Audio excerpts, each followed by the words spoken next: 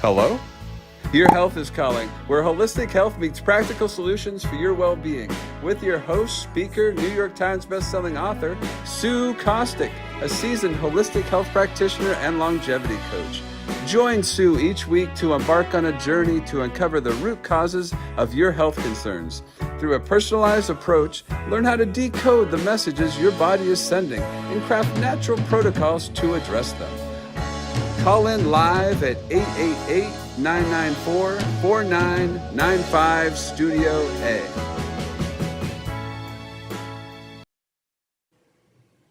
Good morning. Welcome to Hello, Your Health is Calling. I'm Sue Kostyk, and I'm an integrative health practitioner specializing in root cause. And we dive deep into the root cause of what's happening and the symptoms that you're having. But today we are going to continue on with our series. We're going through Dr. Cabral's de-stress protocol, and we have been moving through these kind of rapidly, but I'm going to just recap where we've been so far. And the first letter in the de-stress protocol is diet. So we focus on our diet, we focus on eating whole foods, what comes from the earth, nothing processed, nothing that has ingredients that you can't pronounce. And the second one is for exercise. And we want you to move for the most part. Not necessarily, this doesn't mean that you have to go kill yourself in the gym every day. What it means is that you're moving and you're moving your body. If you are struggling with different parts of your health, then movement is going to be super important to you. The S is for stress management. That was a big one. We spent a couple weeks on it. Stress is going to be deemed as the number one killer of humankind because we cannot get away from stress. So during that module, and if you ever want to look at any of these, they are on the YouTube channel, the Reinvented Life Network, and you can go back and see all of these recaps, or you can shoot me an email at support@hello, your health is calling, and we'll make sure that you get those. So the T that we covered is for toxins, and we talked a lot about toxicity, what that does to your body, how we can't avoid toxins, and what we can do to lower our toxic load and empty that cup, if you will, as your body is a cup or a rain barrel, if you will. And as we just keep piling things in there, ultimately your rain barrel is going to overflow and all of these toxicities are going to get into your body. So last week we talked about rest. Actually, we spent, I think, a couple weeks on rest and how important rest is for your overall well-being, sleep, getting that rest that you need and not constantly producing that cortisol, which ultimately is going to run out. So we come upon the E in distress, and that is emotions. And this is probably going to be a 2-week, again, because there's so much to be said about managing our emotions and how our emotions really do affect our overall well-being. You cannot separate mind and body. We are one being. They are connected. I talked in one of the really early podcasts about the gut-brain connection and how the two are supposed to be best friends and work together, and when they do that, your body is going to run at its optimal level and you're going to be a healthy person. So managing emotions is really, really important, and there have been 9 toxic emotions identified, and we're going to go through those, kind of peel the onion as far as our emotional health goes. And we'll do that. We'll take a quick break and then we'll regroup and we'll go through all of these 9 toxic emotions and what they mean and how they affect us. We'll be back. Hello, your health is calling. Feeling bloated, low on energy, dealing with hormone imbalances? Integrative health coach Sue Kostyk is here to assist you. Reach out to Sue for practical health solutions guided by her professional training as a holistic coach. Sue specializes in identifying the underlying causes of health issues and restoring balance. Don't let your health concerns impact your well-being. Contact Sue Kostyk today at 917-362-5176 or via email at sue@symmetryhealthandwellness.com and take the first step towards a healthier, happier you. Hello, Your Health is Calling, a new show brought to you by the Reinvented Life Network. Tune in Thursdays at 11 a.m. Eastern Standard Time. You've been watching Hello, Your Health is Calling. Join me as we dive into the realms of longevity, nutrition, stress management, and toxin removal, all without the use of harsh pharmaceuticals. And now, back to the show. Okay, we are going to jump into these 9 toxic emotions. And the first one that we're going to talk about is bitterness. And, I'm sure that many of you have heard the adage that bitterness is like drinking poison and expecting the other person to die. It's one of those emotions that really shows you that you're holding on.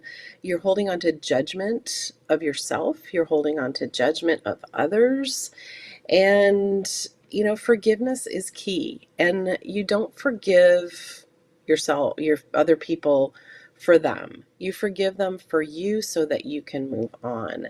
There's questions that we're going to be going through and asking ourselves as we kind of go through this module, if you will. And, you can take an inventory of your emotions. And with bitterness, it's like just kind of, if you feel like you're falling into that, like you're just bitter and angry at people and people have done you wrong and you just can't let it go. And this could be something that you have held on to since childhood. It could be something that happened many, many years ago and you just haven't been able to let it go. And it's affecting your mood. Every now and then it pops in and you just can't let it go. And, that other person has moved on. They don't even give it a second thought. So, letting it go, forgiving that act, that person, doesn't mean you have to forget it. It doesn't mean you have to be friends with that person if that's a boundary that you need to create. But ask yourself, what are you holding on to? What can you forgive? And, I talk about forgiving ourselves too, because as we go through life, we're going to go through other emotions that we hold on to that have been brought on by decisions and things that we've made personally. So giving yourself grace and forgiving yourself is one of the really, really big steps on being emotionally healthy. So the next one is going to be resentment. And that kind of goes hand in hand with bitterness. And because when you hold on to that bitterness, you really become a resentful person. And I love the graphic in this slide because it's a barbed wire fence, if you can tell. And it's holding you back in the past. It's holding you back. You're on the other side of the fence and you cannot move forward. When you feel resentment, it really does show that you're living in the past and you're not allowing the present to be as it is. And, how can you turn around and view whatever occurred for you to be resentful or bitter for that matter? How can you turn it around and view it as a learning experience? It's leading you, when you start to view these experiences as learning experiences, you become a really well-rounded person, actually. And, nothing happens in our lives that isn't already mandated. So by holding on to resentment, you're refusing to walk into the present. You're just holding on to the past. And, it's letting it go and practicing forgiveness and gratitude is just going to let you go on the other side of that fence and to walk in the present. So the third toxic emotion is discomfort. And this is a little bit confusing to people when we talk about it, because I'm not talking about pain per se. I'm talking about that feeling that something's not right, something's off, you feel a little discomfort in your soul. And it's a sign that you need to pay attention to what's happening right now. The discomfort may be moving you out of your comfort zone. So many of us, when we start moving into a new part of our life, we start to get that pushback from ourselves. Our brain is, it's wired to make sure that we feel comfortable all the time. So when you think of doing something new, your brain is already working the over under on how comfortable or uncomfortable you're going to be. And if you start to feel that discomfort, you are more than likely not going to start moving out of your comfort zone. You're going to stay stuck. And, when you're taking your life to the next level, you're always going to feel discomfort. It's the way that your brain protects your body from pain. And discomfort is not a bad thing. It means that maybe you need to take a look at what's happening right now. And if you are trying to level up your life and maybe pursuing something different, then that is going to cause you a little bit of discomfort. But when you start to move through that discomfort, then your brain is going to understand that you're moving through it and that you're serious about it. And the discomfort is going to slowly go away, and you're going to start feeling comfortable in this new zone that you're in. Our minds are super powerful. I say this all the time. It's mind over matter, and you got to trick your brain. So when you start to feel like, if you're moving into a new part of your life and you start to feel like, oh, I can't do this, I'm not made for this, then you just keep pushing forward, because once your brain understands that this is your new level and this is where you're going, then you're going to start feeling more comfortable in it. So the next toxic emotion we're going to talk about is anger. And I'm kind of smiling because this little guy is so funny. Because anger, it can be very beneficial. But it shows that you're really passionate. And it shows like what you're passionate about and where your boundaries are. And it can be super beneficial if it doesn't burn you out.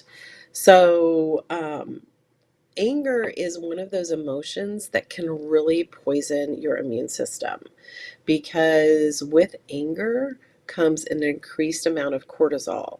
Now, when we were in the stress and the rest modules, we talked about cortisol, and we talked about how when you get into these stressful situations, cortisol is released, and you have to bring your mind back down into that parasympathetic nervous system so that you can rest and relax.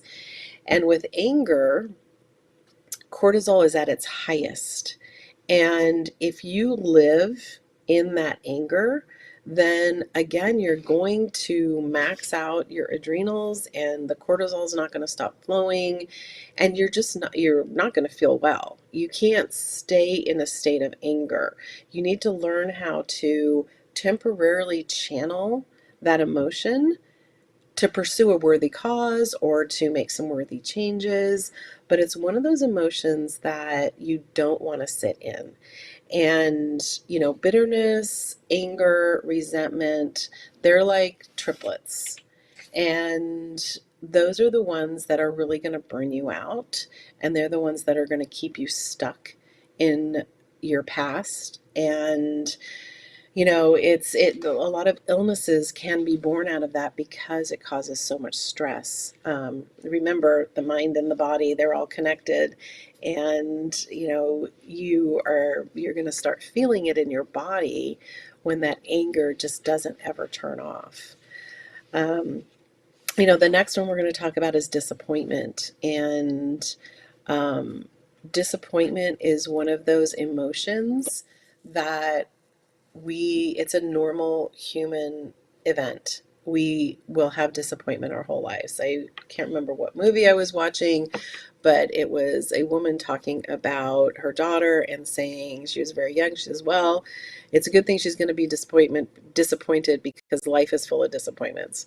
And when we talk about disappointment, we also talk about expectation. And, we place a super high expectation on ourselves when we're trying something. Disappointment shows that we tried something. It shows that you don't give in to apathy, but it's one of those human emotions that you really must move on from, because then it becomes a punishment. And, again, learning from disappointment, when we try something new and it doesn't go the way we want, instead of saying, I'm such a failure and I can't do anything, channel that emotion and get the learning from what happened. I talk about journaling a lot in my practice, and I do believe that journaling, getting things on paper from your mind or your heart, is a super helpful way to kind of get rid of different emotions and get it down on paper. And you can actually go back into the journal and figure out what went wrong, what you can do better. Use the disappointment to figure out how you can improve. And again, if it's a disappointment in people, or events, then try to figure out what the expectation was and why your expectation was not fulfilled. And maybe your expectation was too high. And I always tell people, when you start to set expectations, that's when disappointment will come in. So, manage your disappointment. It's a normal human emotion, but you can't sit in it. It's just like everything else. You don't want to get stuck sitting in any one particular emotion for too long.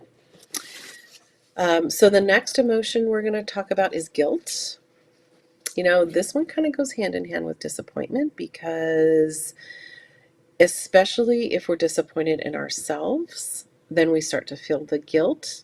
And maybe it's because we feel like we've disappointed someone and we're sitting in that expectation of someone else's expectation, or we've placed our own expectations way too high. I do this to myself. I will be very vulnerable and transparent. I do this to myself because I feel like I should be further along in some areas than I am.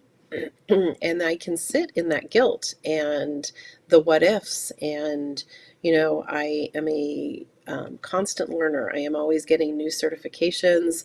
I am doing another certification that is all around longevity, and I started it a year ago.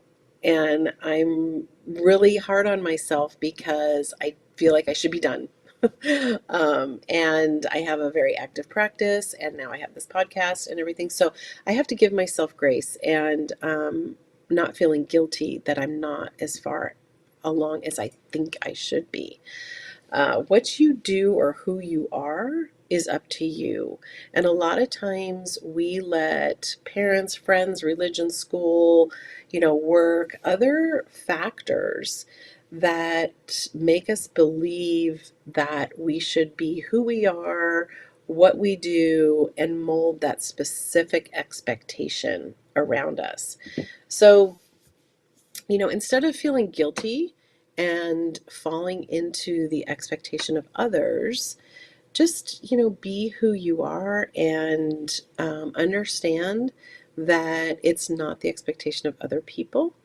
It's literally how you live your life. And, you don't owe other people anything. You owe them kindness and, those kind of things. But when people start to put their expectations on you and you start feeling guilty for not following through it, then, that's when the guilt is going to actually turn into the next one, which is shame. And Shame is one of those things that, as in the graphic, it's like this um, hourglass that is slowly filling up, and eventually it's going to bury you. And it just shows that you internalize other people's beliefs about who you should be or what you should do.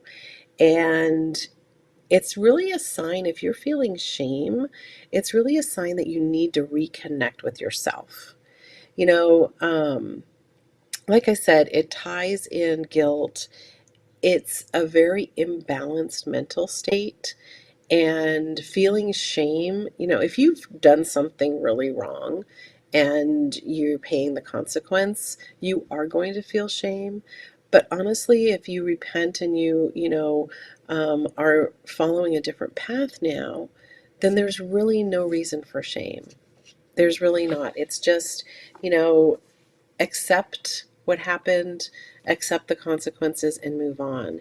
If you are feeling shame because you feel like you haven't lived up to an expectation that someone has placed on you, then you need to take an internal inventory and kind of figure out, why why that expectation has been placed in the first place, and how much you are actually putting into that expectation, and is it something that you can actually live up to. So shame is one of those things that um, kind of shows maybe that you're moving out of a respect for yourself as well. So really take an inventory and figure out why that feeling is showing up in your life, and journal about it, write it down. Heart to page is really a great way of figuring out a lot of these things. I can't emphasize that enough. So, the next emotion we're going to talk about is anxiety. And anxiety is one of those things that shows that you are stuck in the past and you're living in fear of the future. And it could be very well that something in the past happened, and so you're afraid to move into the future because of the situation that happened in the past. But it's so important to live in the present. And, anxiety is one of those things that is really a perspective change in your mind. I know that anxiety is a super huge emotion. It's real. I'm not saying it's not real. My daughter suffers from anxiety, and it's something that you have to work through. And if it's something that is holding you in a point of constant fear, then you need to kind of reconnect and maybe even get some counseling help, learn how to walk away from that fear and change your perspective. And sometimes mild anxiety is just a matter of gratitude, and giving gratitude for the things that you do have, not being upset about what you don't have. And, again, it's being focused on the present. What can you do right now? Don't worry about tomorrow. Tomorrow is not promised. And don't keep looking in the back. There's the saying that, I don't know who quoted it, but it's like, that's why the rear view mirror is so small. It's because you're not meant to keep looking in the past. Your windshield is so big because you need to have the full sight of what's ahead of you in the present, in the now. We're not so farsighted that we can see 6 blocks ahead of us. We can only see that 1 block ahead of us. So, keep focusing on the present. The present is bright, and you can always find something good about what's happening right now. So, the last of the 9 toxic emotions is sadness. And I believe it's the last one because all of these emotions, when you're feeling them and you're not feeling well, bring on a sadness. And it's deep feelings. It's, and any of these emotions, please don't misunderstand me. I'm not saying don't feel them. What is, we're human beings. We feel and we have all these emotions for a reason. And you are meant to feel them, but the emotions are there to teach us. We are emotional beings. It's part of the human experience, but we have the ability to pull out of them. And, sadness is you have deep feelings, you care deeply. And, it's the ability to pull out of sadness that keeps you healthy. It's the ability to pull out of anxiety that keeps you healthy. It's our ability to pull out of any one of these emotions that will keep you feeling well. And, sadness and grief are two different things. So I want to be very, very clear that I'm not talking about grief right now. I'm talking about sadness. And again, when you use the perspective of gratitude, it's the world is, on fire right now. It's easy for us to be overwhelmed and feel sad about different things that are happening in the world. But there are also really good things that are happening, and you can always find them. I listen to a radio station, and the afternoon DJ, he always says, the world is full of good people. And if you can't find one, then be one. And I think that that is such an excellent saying, because you can bring goodness. Even if you are sad, you can, pop out of that, pull yourself through it, understand it's a normal emotion. And if something happened to make you sad, there's a reason. That's why we're separated from the animals. It's like we have all these emotions. Everything is brought to us to learn from. And, it's not necessarily a negative thing to have all these emotions and to feel them. You need to feel them. As they say, feel the feels. But feel them, make the best of it, learn the lesson, and then move forward. Because, life is meant to really ebb and flow. And joy and bliss exist with sadness and despair. And it's, kind of the yin and the yang. And, emotions will definitely affect your overall health. It's our mind, our body, our soul, we're all connected. And probably the two biggest emotions that I see in my practice are anxiety and overwhelm. And so, if you have a depressed mind or an upset mind, then you're going to have an upset body. You must heal one in order to heal the other. So like I said, this is a big topic, and so we're going to continue on next week. And I'm going to go into what are the different things that are affected by toxic emotions. And there's a two-sided approach to this. It's like there is the medical approach. If you're feeling a lot of anxiety and overwhelm, then definitely counseling and that kind of help is definitely needed. But we also need to rebalance your body as well. So it's very two-sided. I'm going to talk a little bit about all of the different systems that are affected by all of these emotions. And then I'm going to, of course, give you the solution, because I'm never not going to give you a solution. Everything is figure outable. So that was a quick half hour. And if you have any questions anytime, please do not hesitate to reach out. I can be reached at support@Hello, Your Health is Calling. I have a number of different ways that we can work together.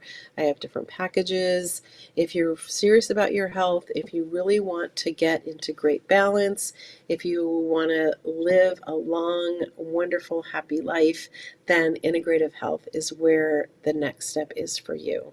So thanks for tuning in. If your health is calling, please answer. Don't delay. Don't be one of my clients that says, I wish I had called you sooner, because good health is really just a phone call away. So I look forward to seeing you next week. Thanks for joining. Thank you for tuning in to another empowering episode of Hello, Your Health is Calling with Sue Kostyk. Remember, your health journey is ongoing, and we're here to support you every step of the way. If you have any questions, insights, or stories to share, don't hesitate to reach out. You can connect with us on social media or call in live at 888-994-4995 Studio A. Together, we're transforming lives and embracing holistic well-being. Until next time, prioritize your health and remember, your health is calling.